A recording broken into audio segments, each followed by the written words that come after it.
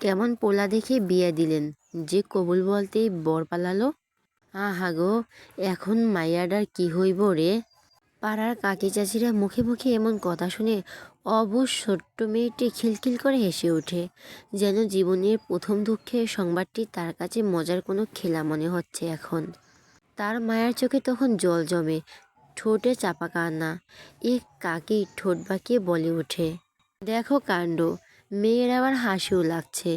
বেহাইয়া মাইয়া, কেমনে হাসি এমন অবস্থায়। নার্গিস আক্তার এবার জোর গলায় বললেন, কে বলেছে ওর বর পালাইছে? ওর কাজ আছে, তাই তাড়াহুড়া করে চলে গেছে। তা শুনে কয়েকজন মুখ ভ্যাংচালো। তখন পাশ থেকে অনুতপ্ত স্বরে একজন মধ্যবয়স্ক লোক বলে উঠল, আমার ছেলে এমনই, ওর কাজের চাপ, তাই চলে গেছে। আমরা তো আছি, ওকে নিয়ে যাব। আশা করি আপনাদের অসুবিধা হয়নি আমার কথা বুঝতে। এবার আসতে পারেন আপনারা। তখন সব লোকজন কানাঘুষা করতে করতে চলে গেল। ফ্ল্যাশব্যাক, আমি একজন টিচার হয়ে বাল্যবিবাহ করব তুমি ভাবলে কি করে আম্মু? আমি তো বিয়ে করতে পারবো না। ছেলের মুখে এমন কথা শুনে হু হু করে কেঁদে উঠলেন মালিহা দেওয়ান। কাঁদতে কাঁদতে বলল, দেখো, ওই মেয়ের মা ওই দিন রক্ত না দিলে তুমি আজ এই পৃথিবীর আলো দেখতে পারতি না বাপ। তাই আমাকে বিলিয়ে শোধ দিবে তুমি? বাবা, তুমি কিছু বলো তোমার বউকে, নাকি তুমি সেই কথাই বলবে? রিজওয়ান দেওয়ান ছেলের কথা শুনে একটু নড়েচড়ে বসলেন আর গলা খাকিয়ে দিয়ে উঠল, ঠিকই তো বলেছে ছেলে, সে বাল্যবিবাহ করবে কেন? তাকে কি তুমি অকালে শিশু পালা শেখাবে? যদি তুমি তাই চাও তো চলো শিশুটাকে ধরেই নিয়ে আসি। নিজের বাবার মুখে এমন কথা শুনে আরও রেগে গেল। মাথার চুল বেয়ে ঘাম ঝরতে শুরু করলো, হাতের রোগগুলো ফুলে উঠল। কপালে দুই আঙ্গুল ঠেকে একটু শান্ত হওয়ার বৃথায় চেষ্টা চালালো, কিন্তু অসক্ষম হলো। উঁচু গলায় বলে উঠল, আমি বলেছি যেহেতু বিয়ে করব না তো করব না। আমি এখন এই মুহূর্তে ঢাকায় চলে যাব। বলি সিঁড়ি বেয়ে উপরে উঠতে লাগলো। তখন তার মা উচ্চস্বরে বলে উঠল, তুই যদি এই বিয়ে না করিস তো আমার মরা মুখ দেখবি। বলেই রুমে চলে গেল। তার পিছন পিছন ছুটল রেজওয়ান। নিজের রুমে এসে দরজা আটকে রুমের সব কিছু রাগের বশে ভাঙতে শুরু করলো মেহেরাব। বিছানায় বসে তার ঘাড় অবধি বেয়ে পড়া চুলগুলো খামচে ধরল রাগে। ঘাড় ডলতে শুরু করলো ক্রমশই। দরজার বাইরে থেকে বারবার রুম ধাক্কাচ্ছে তার মামা সিপাত শিকদার, কিন্তু তার সে খেয়াল নেই। একটা তালোয়ার হাতে নিয়ে ওয়াশরুমে ঢুকলো। লম্বা শাওয়ার নিয়ে আধ ঘন্টা পর বের হলো। রুমে এসে জামা কাপড় প্যাকিং করতে শুরু করলো লাগেজে। 5 বছর পর লন্ডন থেকে দেশে ফিরে কলেজে জয়েন করেছে গত 2 মাস হলো মেহরাব দেওয়ান। বিদেশে উজ্জ্বল আলো, ব্যস্ত শহরের শব্দ আর ভিড়, সব কিছু যেন এখন অতীতের কথা। তার চোখে আর কোনো উচ্ছ্বাস নেই, শুধু গভীর এক শান্তি আর অন্তর্নিহিত বিষণ্ণতা। কলেজের ছাত্রছাত্রীদের মুখে কখনো কৌতুক মিশ্রিত হাসি, কখনো বিরক্তি, তবুও মেহরাব শুধু নিঃশব্দভাবে তাদের সাথেই ব্যস্ততার সময় পার করেছে। সে জানে তার জীবনে কিছুই আর আগের মতো নেই। ছুটি পাওয়ার খবর পেয়ে তার বাবা মায়ের জোড়াজুড়িতে নানুর বাড়ি ঢাকায় একটা ছোট্ট গ্রাম, যেখানে এসেছে ছুটি কাটাতে। আজ প্রায় 1 সপ্তাহ হলো এসেছে নানুর বাড়িতে। আর এই সুযোগে তার মা এই কাণ্ড ঘটাবে তার অজানা ছিল। ব্যাগ গুছিয়ে নিচে নামতেই পাশের রুম থেকে হঠাৎ তার মা বেরিয়ে এসে চিৎকার করে উঠল, তুই আমাকে ভালোবাসিস না বাপ? তুই চাইছিস আমি মরে যাই? আচ্ছা, এই বের হচ্ছিস তো? আমার এই তাজা মুখ দেখে ফিরে আসলি আর পাবি না, এই বলে দিলাম। বলে ঘরে আটকে দিল মাহিলা। তার সেই কণ্ঠে কেঁপে উঠল সিঁড়ি আর বসার রুম। বাড়িতে মেহরাবের নানা আর মামা, তার ছেলে মেয়ে আর তার বউ থাকে। মেহরাবের দুই মামাই, একজন এই বাড়িতে থাকে, তিনি এই বাড়ির ছোট ছেলে, আর একজন যিনি বড় আমেরিকাতে থাকে। তার ফ্যামিলি শুধু তার ছেলে যে মেহরাবের সমবয়সী, সে ঢাকাতে মেহরাবের বাসায় থাকে। মেহরাবের নানা তার ছেলের কাছে গেছে কিছুদিনের জন্য আমেরিকাতে। বাড়ির সবাই ঘাবড়ে গেল। রেজওয়ানও থমকে দাঁড়ালো। হাওয়ায় যেন এক অদ্ভুত আতঙ্ক ছড়িয়ে পড়ল। মেহরাব সেখানে দাঁড়িয়ে গেল। সে যে এমন অবস্থায় পড়বে কখনো ভাবতে পারেনি। সবকিছু সাইডে রেখে সোজা তার মায়ের রুমের সামনে গিয়ে দাঁড়ালো। সবাই জোড়াজুড়িতে তার নিজের ভেতরে ঝড় সামলাতে না পেরে মেহরাব হঠাৎ দরজা ধাক্কা দিয়ে বলে উঠল, আম্মু আমি রাজি, প্লিজ তুমি কিছু করো না। 5 মিনিট যেন 5 যুগ হয়ে গেল। তারপর দরজাটা আস্তে করে খুলে গেল। দাঁড়িয়ে আছেন মালিহা, ভেজা চোখ আর ভার মুখ নিয়ে, কাপা ঠোঁট, ভেতরে কান্না আর একরার যন্ত্রণা নিয়ে তিনি তাকিয়ে রইলেন মেহরাবের দিকে। তা দেখে মেহরাব এক দীর্ঘশ্বাস ফেলল, কিন্তু মনে মনে মেয়েকে চরম গালিগালাজ দিল। বিকেলবেলায় সবাই মেয়ে বাড়িতে গেল। বিয়ের পড়ানো শেষ হতেই মেহরাব উঠে চলে যেতে চাইছিল, কিন্তু মেয়ে পক্ষের সম্পর্কে সালাসালি হবে, তারা জোর করে মেয়ের ঘরে ঢুকিয়ে দরজা বন্ধ করে দিল। তখন মেহরাব রাগে সামনে তাকাতে দেখতে পেল এক ছোট্ট মেয়ে, লাল শাড়িতে মাথায় বড় ঘোমটা টেনে বিছানার কোণে বসে আছে। মেহরাবের চোখ ইতিমধ্যে লাল হয়ে গেছে রাগে, 2 হাতের মুঠো শক্ত করে ফেলছে। দরজায় কয়েকবার কড়া দিয়েছে, কিন্তু ওপাশ থেকে শুধু কয়েকজনের চাপা হাসির আওয়াজ শোনা যাচ্ছে। হঠাৎ মেয়েটা বিছানা থেকে নেমে এলো, ধীরে ধীরে মেহরাবের দিকে এগিয়ে এসে পা ছুতে গেল, দাদিদের শেখানো সালামের মতো। কিন্তু অমনি মেহরাব রাগে ফেটে পড়ল। তার নরম হাতটি এক ঝাটকায় ধরে দেওয়ালের সাথে চেপে ধরল, আরেক হাত দিয়ে মেয়েটির গলা চেপে ধরে দাঁতে দাঁত চেপে গর্জে উঠল, খুব শখ বিয়ে করার, হ্যাঁ? তুই জানিস আমার বয়স কত আর তোর বয়স কত? বিয়ে করেছি বলে এই মনে করবি না যে আমি তোকে মেনে নেব, জীবনও না। নেক্সট টাইম আমার চোখের সামনে পড়েছিস তো চড়িয়ে সিধে করে দিব, মাইন্ড ইট। বলে সে মেয়েটির গলা ছেড়ে দিল। মেয়েটি কাঁচতে কাঁচতে দেওয়ালে হেলে পড়ল, চোখের কোণায় পানি জমে উঠল। এমন আচরণ সে হতভম্ব। সে তো শুধু তার দাদিদের শেখানো মতো পায়ে হাত দিয়ে সালাম করতে গিয়েছিল, অন্য কোনো উদ্দেশ্য ছিল না। ঘর জুড়ে এক অদ্ভুত নীরবতা নেমে এলো।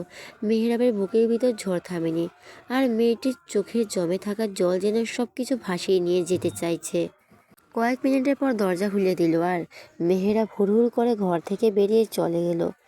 এইবার তার আর ঘরের দিকে নজর থাকলো না। সে পরিবারে ফিরে যাওয়া তো দূরের কথা, সোজা বাইরে গিয়ে গাড়ি নিয়ে ঢাকার উদ্দেশ্যে রওনা দিল।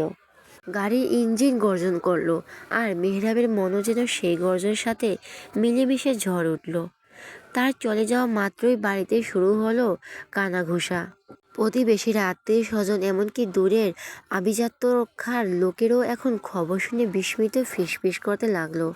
কেউ বলল, দেখো নতুন বর বিয়ে করে চলে গেল, এ আবার কেমন কথা? কেউ আবার হাসি মুখে বলল, বড়লোক দেখে বিয়ে দিল, এখন বুঝবে কেমন লাগে। বর্তমান নিজম ঘরের সেই ঘটনা মনের গভীরে চাপা দিয়ে রাখলো।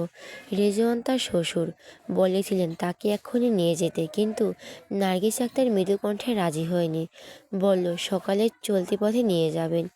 এতে সবাই আর কিছু বলেনি, চুপচাপ চলে গেল। এইদিকে নিজুমের সৎ বাবা শামীম হোসেন রেগে গিয়ে বললেন, মেয়েকে এক্ষুনি দিলে সমস্যা কী হতো, তোমার আপদ বিদায় হতো যত সব। বলে তিনি ঘরে ঢুকে গেলেন। নিজুমের চোখে অজান্তেই জল জমে গেল। মেয়েকে কাঁদতে দেখে তার মন যেন ভেঙে পড়ল। নার্গিসও মেয়ের কান্না দেখল, আর নিজেকে ধরে রাখতে পারল না, নীরবভাবে কেঁদে উঠল। ঘরে শুধু সেই নিঃশব্দ কান্নার সুর বেজে চলল, যেন সব কিছুতে আরও করুণ করে তুলেছে। নিজুম একদিকে নিজের দুর্বলতা অনুভব করছিল, অন্যদিকে মেয়ের জন্য দায়িত্ববোধ আর দুঃখের ভার যেন তার কাছে চাপা। এই নীরব কষ্ট ঘরে ঢুকে বেড়াচ্ছিলেন, কোনো কথাও বলা হচ্ছিল না, শুধুই চোখে জল। নিজুম নিজেকে সামলে নিয়ে এক গভীর শ্বাস পেল, ভেতরের দুঃখ আর দ্বন্দ্বকে কিছুটা নিয়ন্ত্রণে আনতে চেষ্টা করে ধীরে ধীরে বলো, মা, কাল না গেলেই নয়, নূপুরকেও দেখতে পারতাম, ও ও আমাকে না পেলে তো কান্না করবে। তখন নার্গিস বলো, মা রে, তুই চিন্তা করিস না, ও আসলে আমি ওকে নিয়ে যাব তোর শ্বশুর বাড়িতে, এখন ঘুমিয়ে পড় মা। তা শুনে নিজম কণ্ঠে হালকা কেঁপে উঠল, মা আমার ভয় লাগছে, আজ মাথায় হাত বুলিয়ে দেবে। নার্গিস আর কোনো কথা বলেনি। সে তো আর তার দ্বিতীয় বিয়ে করার পর থেকে মেয়েকে আদর করতে পারেনি, বরং কষ্টের দিনগুলো আরও বেড়ে গেছে। এই ভেতরের বেদনা আর হতাশা দেখে কে তার এই বর নিজুমকে একদম দেখতে পারে না, শুধু তাড়িয়ে দিতে চায়, কিন্তু সদয় মুহূর্তে নেই বললেই চলে। গ্রামের এই সপ্তাহে যখন তার সাথে মাহিলার দেখা হলো, গল্পে গল্পে সে তার দুঃখের কথা খুলে বলল। মালিয়া তখন নিশ্চয়তা দিয়ে বলল সে তার ছেলের সঙ্গে বিয়ে দিবে। এতে নিজুম কিছুটা সান্ত্বনা পেল। এখন সে চিহ্নিত ছেলের এমন আচরণ দেখার পর। তার ছোট মেয়ে 9-এ পড়ে। হেসে খেলার বয়সে এমন পরিস্থিতির কারণে তাকে বিয়ে দিতে হয়েছে। তার মেয়ের কপালে কী আছে কে জানে। সেই দুঃখ আর ভবিষ্যতের অনিশ্চয়তা সব মিলে নার্গিসের মনও অস্থির হয়ে উঠল। মেহেরা ভোর 6টা নাগাদ বাড়ি ফিরল। কোনো কথা না বলেই সে রুমে ঢুকে ফ্রেশ হলো। তারপর সিগারেট হাতে নিয়ে ব্যালকনিতে বসলো। আজ আর ঘুম হবে না। চোখ দুটো ক্রমশই আরও লাল হতে লাগলো। ঘুমের অভাবে নিঃশ্বাসের ধোঁয়া বের হচ্ছে, আর সে একটার পর একটা সিগারেট শেষ করতে লাগলো। যেন প্রতিটি ধোঁয়ার সঙ্গে তার রাগ, হতাশা ও একরাশ ক্ষোভও মিশে যাচ্ছে বাতাসে। ব্যালকনির লোহার গ্রিল ধরে সে চুপচাপ দাঁড়িয়ে আছে, ভেতরে ঝড়ের মতো অনুভূতি সামলাতে গিয়ে। আজকের ঘটনা, মনের অস্থিরতা আর জীবন জুড়ে বিরক্তি, সব কিছু মিলিয়ে তার মন যেন অগ্নির মতো জ্বলে উঠেছে। মিহির ভোরবেলা উঠে নিচে নামতে কাজের লোকের কাছ থেকে জানতে পারল মেহেরাব এসে গেছে। সে খুশিতে মুখে সোজা মেহেরাবের রুমে গিয়ে চিৎকার করে উঠল, অভিনন্দন মামু, তো বউ কেমন লাগলো? বলে সে ব্যালকনিতে উঠল, কিন্তু হঠাৎ থমকে গেল। চোখের বিস্ময় আর কৌতূহলী মিশ্রণ পুরো ব্যালকনি জুড়ে ছড়িয়ে আছে। সিগারেটের প্যাকেট, ধোঁয়ার গন্ধ, প্যাকেটের খোলা আংশিক অবস্থা, সব মিলিয়ে মনে হচ্ছিল এখানে কেউ দীর্ঘ সময় ধরে একা বসে এসব খেয়ে খেয়ে এই হাল করেছে। মিহির কয়েক মুহূর্ত স্থির হয়ে রইল। বুঝতে পারল মেহেরাবের আজকের মনোভাবের কোনো সাধারণ সকাল নয়। সে ধীরে ধীরে রুমের দিকে তাকিয়ে বলল, মামু ঠিক আছিস তো, নাকি বউ পাওয়ার আনন্দে মাথা নষ্ট করে ফেলেছিস? মেহেরাব সামনে তাকিয়ে গম্ভীর কণ্ঠে বলল, তুই জানতিস সব? সরাসরি কোনো দ্বিধা ছাড়াই মিহির কণ্ঠে ঝলকালো, অবশ্যই মামু, मैं सब कुछ जानती हूँ। মেহেরাব রাগে লাল হয়ে গেল, চুপচাপ পিছনে ঘুরে দাঁড়ালো। আর ঠিক সেই মুহূর্তে মিহির ভয়ে লাফিয়ে উঠে হাত দুলিয়ে বলল, ও মাই ফাদার, তোর চোখ এমন লাল কেন রে ভাই? এমনিতে তো তোর হেয়ার স্টাইল জঙ্গলিদের মতো, তারপর এমন চোখ দেখলে মনে হয় পুরো মঞ্জিলাকা। সরি তো, তা ছেলে তাহলে মঞ্জুলিক? বলে মিহির হাসতে শুরু করলো। তার সেই উচ্ছ্বাস, চঞ্চলতা আর কথার তীক্ষ্ণতা মেহেরাবের রাগকে আরও উস্কে দিল। মেহেরাবের মাথায় যেন রাগের আগুন চড়ে বসলো। চোখের লাল রং, ভাঙা মন আর মিহির অনভিপ্রেত হাসি, সব মিলিয়ে রাগের আবার যেন তুঙ্গে পৌঁছালো। হুট করে মেহেরাব খাবলে ধরল মিহির চুল। মুহূর্তে দুজনের মধ্যে টানাটানি শুরু হয়ে গেল। চিৎকার, রাগ আর হালকা আঘাতের ধাক্কা দেখি সব মিলে ঘর জুড়ে একটা অদ্ভুত উত্তেজনা ছড়িয়ে পড়ল। এক পর্যায়ে দুজনেই হাঁপিয়ে শ্বাস ফুরে গিয়ে থেমে গেল। মেহেরাব বিছানায় গায়ে দিয়ে বসে থাকলো। মিহিরও শ্বাসও সামলে বিছানার কোণে বসে রইল। মুখ ফুলিয়ে দুঃখ স্বরে বলল, আমাকে এই বয়সে টাকলা করলে বিয়ে করবে কে ভাই? নিজে তো বিয়ে করে নিলি। মেহেরাব রাগে চোখ আগুন ঝলমল করে বলল, চুপ থাক, না হলে সত্যি সত্যি টাক বানিয়ে দিব। ভোরের নামাজ পড়ার জন্য নিঝুমের মা অন্য ঘরে গিয়েছিলেন। নামাজ শেষে মেয়েকে দেখতে এসে দেখলেন ঘরে নিঝুম নেই। দীর্ঘশ্বাস ফেললেন। তিনি প্রতিদিনই এই সময় মেয়েকে পাওয়া যায় না। হতাশ মুখে ফিরে গিয়ে ঘরের কাজকর্মে মন দিলেন। নার্গিস সাইকেলটা চালিয়ে নিজ পড়ার শেষ মাথায় এসে পৌঁছালো। পুকুর ধারে পুরনো কাঁঠাল গাছটার নিচে এসে চাকা থামল সে। প্রতিদিন ভোরে এই জায়গাটা আসে নিঝুম, জানেই না কেন। জায়গাটা তার মনে অদ্ভুত এক শান্তি এনে দেয়। পানিতে ভাসা কুয়াশা আর ভোরের আলো মিশে যেন এক নিঃশব্দ গল্প বলে যায় তাকে। এই জায়গায় আসার অভ্যাস নিঝুমের ছোটবেলা থেকেই। পুকুর পাড়ে এই নির্জনতা যেন তার পুরনো বন্ধুর মতো। চোখ বন্ধ করতে ভেসে ওঠে কিছু ঝলমলে স্মৃতি। মায়ের হাত ধরে হাঁটা, কাদায় পা ডুবে হাসাহাসি, আর বিকেলের লুকোচুরি খেলার সেই সময়গুলো। কেমন যেন সব ফিকে হয়ে গেছে, তবুও এই জায়গাটা এখনও সেই পুরনো দিনের গন্ধ বয়ে আনে। বেলা 7টা বাজে নিঝুম বাড়ি ফিরে এলো। বারান্দায় সাইকেলটা রেখে সামনে চোখ পড়তে দেখলো রেজওয়ান দেওয়ান আর মাহিলা দেওয়ান বসে আছেন উঠানো। মাহিয়া দেওয়ান যখন গ্রামে আসেন প্রায় নার্গিস বাড়িতে আসেন, আর তখন নিঝুমের সাথে তার মিষ্টি কথোপকথন জমে ওঠে। আজও নিঝুম ছুটে গেল মালিহার দিকে, চঞ্চল কণ্ঠে বলল, আন্টি তুমি এসেছো? মালিয়া হেসে নিজুমের কান ধরে বলল, এই মেয়ে আন্টি নয়, বলো আম্মু।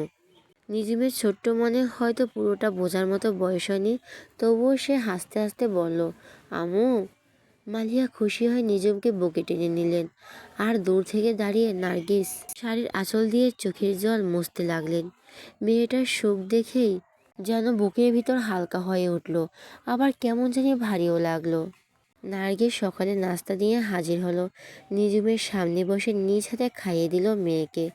খাওয়া শেষ হতেই নিজুম মালিহার সঙ্গে গল্পে মেতে উঠল। এই ফাঁকে নার্গিস ঘরের ভিতরে ঢুকে মেয়ে জামা কাপড় গোছানো ব্যাগটা নিয়েই বেরিয়ে এলেন। ব্যাগটা দেখে মালিহার চোখ স্থির হয়ে গেল। কিছু না বলে তিনি বাইরে থাকা ড্রাইভার কাকাকে ইশারা দিলেন। তিনি এসে নিজুমের ব্যাগ সহ সব জিনিস গাড়িতে তুলতেই শুরু করলেন। নিজুমের চোখে তখন সবকিছু ধরা পড়ছে। ছোট্ট চোখ দুটো হঠাৎ ঝলমল করে উঠল, মনে হলো বুঝে ফেলছে সব। সে তাকিয়ে রইল মায়ের দিকে, এক অদ্ভুত ভয়ের ছায়া নিয়ে। নার্গিসও আর নিজেকে সামলাতে পারলেন না, বুক ফেটে কান্না বেরিয়ে এলো তার মুখ দিয়ে। নিজুম ছুটে এসে জাপটে ধরল মাকে, কাঁদতে কাঁদতে বলল, আম্মু আমি যাব না, আমি থাকবো তোমার কাছেই।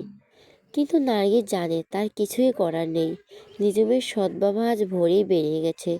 যাওয়ার আগে কেবল একটা কথাই বলে গেছে, আমি ফিরে এসে যেন ওই মেয়েটাকে আর না দেখি।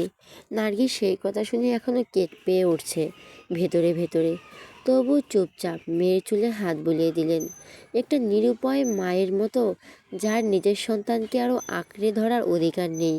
ভোরের আলো তখন পুরোপুরি ফোটেনি। মেয়েরা অনেক রাত পর্যন্ত জেগেছিল, তাই ভোর 5টার দিকে চোখ লেগে এসেছিল একটু। ও পাশে বসে থাকা মিহির তা দেখে আর বাতি জ্বালানো না, চুপচাপ জানালার পর্দা নামিয়ে দিল, যেন আলো এসে মেহরাবের ঘুমের ব্যাঘাত না ঘটায়। ঘরের ভিতর ছিল নিস্তব্ধতা, কেবল বাইরের রাস্তা ভোরের হালকা হর্নের শব্দ বেশি আসছিল। ঢাকার একদম নতুন দিনের শুরু। বেলা 8টা বাজতে মেহেরাব ঘুম ভাঙল, তাড়াহুড়া করে ফ্রেশ হয়ে পোশাক পরে নিল। ওর সঙ্গে মিহিও তৈরি হয়ে নিল। দুজনের গন্তব্য একই জায়গায়, কারণ দুজনই একই কলেজের শিক্ষক। রাস্তায় বেরিয়ে ঢাকা সকালের কোলাহল যেন তাদের চারপাশ ঘিরে ধরল, আর ব্যস্ত মানুষের ভিড়ে ভোরের শান্তিটুকু যেন হারিয়ে গেল। কলেজের গেটে ঢুকতে একে একে ছাত্রছাত্রীরা সালাম জানালো। আসসালামু আলাইকুম স্যার। মেহরাব সামান্য মাথা নেড়ে জবাব দিল, মুখে কোনো হাসি নেই, তার চিরচেনা গম্ভীর ভাবটি যেন মুখের স্থায়ী ছাপ। মিহিও পাশে হাঁটছিল। দুজনে নীরবে অপরিশ্রমী দেখিয়ে এগিয়ে গেল। তাদের কেবিনে বসে মিহির ঘড়ির দিকে তাকিয়ে বলল, আজ তো অনেক আগেই চলে এসেছি। মেহরাব সংক্ষিপ্ত গলায় শুধু বলল, ভিড় রাতে ভালো লাগে, কিন্তু আসলে ভিড় নয়। মেহরাব পালিয়েছে নিজের ভেতরে অস্বস্তি থেকে। বাবা মায়ের সামনে দাঁড়াতে যেন না হয়, তাই ইচ্ছে করে তাড়াতাড়ি বেরিয়েছে। সকাল গড়িয়ে দুপুর। দিরওয়ান বাড়ির বড় গেট পেরিয়ে প্রবেশ করলেন রিজওয়ান, দিরওয়ান, মালিয়া দেওয়ান আর নিঝুম আক্তার। দীর্ঘ পথ পাড়ি দিয়ে এসে ক্লান্ত নিঝুমের মুখে তখন অবসাদের ছাপ, চোখে ঘুম, শরীরে ক্লান্তি। মালিয়া তার লক্ষ্য করতে মেয়ের হাত ধরে কোমল গলায় বললেন, চল আগে ভেতরে যাই। দুজনে ভেতরে ঢুকতে বাড়ি যেন অস্বাভাবিক নিস্তব্ধ লাগলো। মালিয়া চারপাশে তাকিয়ে বললেন, ওরা কোথায়? কাজের লোক এসে জানালো, আজ দুজনে কেউই বাসায় খেতে আসেনি আপা। একবার ফোন করে খবর নিয়েছিলেন, কিন্তু ঠিক মনে নেই। মেহরাব স্যার নাকি মিহির স্যার? শুনি মালিয়া নিঃশব্দে এক হতাশার শ্বাস পেলেন আর বললেন, সালমা তুই এই ভুলে যাওয়া স্বভাব কবে ঠিক করবি বলতো? সালমা বোকার মতো শুধু হাসলো। তারপর নিজের মাথায় আলতো হাত বুলিয়ে বললেন, তুমি একটু বিশ্রাম নাও মা, ক্লান্ত লাগছে নিশ্চয়ই। নিজম কোনো কথা না বলে মাথা নেড়ে গেস্ট রুমের দিকে চলে গেল। বিছানা বসতে চোখ দুটো ভারী হয়ে এলো। মনে হলো পৃথিবীটা ঘুরে থেমে গেছে হঠাৎ। এক অচেনা শহর, অচেনা মানুষজন, অচেনা হালকা কেমন শূন্য শূন্য অনুভব হচ্ছে। আর মালিহা নিজের ঘরে ফিরে জানালার পাশে দাঁড়িয়ে রইলেন। বাইরের রোদে ঝলমলে দুপুরের মাঝে যেন একটু অদ্ভুত শূন্যতা ঘিরে ধরেছে তাকে। নিজম কোনো মতে ফ্রেশ হয়ে দুপুরের নামাজ আদায় করলো। তারপর শরীরটা এমন ভাল লাগলো শুরু করলো যে আর এক মুহূর্ত চোখ খোলা রাখতে পারলো না। বিছানায় শুয়েই যেন ঘুমে তাকে জড়িয়ে ধরলো নিঃশব্দে। এর মাঝেও মালিহা 2-3বার এসে মেয়েকে জাগানোর চেষ্টা করলেন। নিঝুম মা, একটু কিছু খেয়ে নাও। প্রতিবারই নিঝুম আদো ঘুমে চোখ খুলে বলেছে, ঘুমিয়ে নেই আগে, তারপর খাবো। মালিয়া কিছু না বলে নিঃশব্দে ঘর থেকে বেরিয়ে গেলেন। বিছানার পাশে রেখে গেলেন এক গিলাস পানি আর ঢাকা দেওয়া প্লেটের খাবার। যদি মেয়েটা একটু পরে জেগে ওঠে।